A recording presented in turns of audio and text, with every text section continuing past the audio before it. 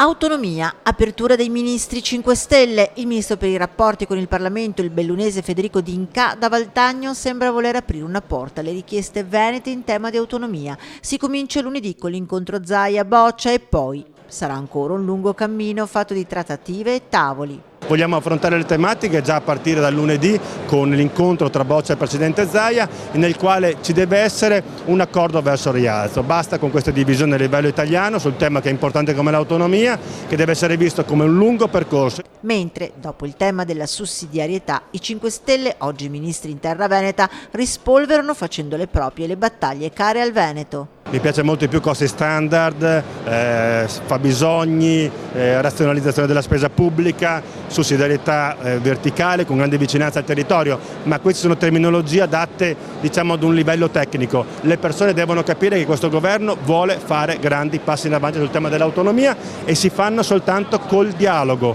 Le contrapposizioni non servono a nulla, serve un tavolo di lavoro, servono tante ore attorno a un tavolo. A lavorare ai fianchi del governo giallorosso per portare a casa la sospirata autonomia anche il viceministro vicentino Achille Variati. Sono anche uno legato fortemente alla nostra terra, so che esiste una questione del nord, so che esiste una legittima richiesta di maggiore autonomia, so tutto questo e quindi cercherò di rendermi utile, anche al di là della mia delega al Viminale. Autonomia che si lega anche al lavoro, all'impresa e ha scelto Valdagno, il neo ministro dello sviluppo economico Stefano Patuanelli, per la sua prima uscita ufficiale. Non è la sua materia l'autonomia, ma è convinto che si debba fare, ma la sua presenza vuole essere soprattutto un segnale a quella che viene da tutti considerata la locomotiva del paese. Ho visto però ancora una scarsa fiducia in quello che può fare il governo per loro. Io spero di ridar loro fiducia in un lasso di tempo che sarà certamente non brevissimo,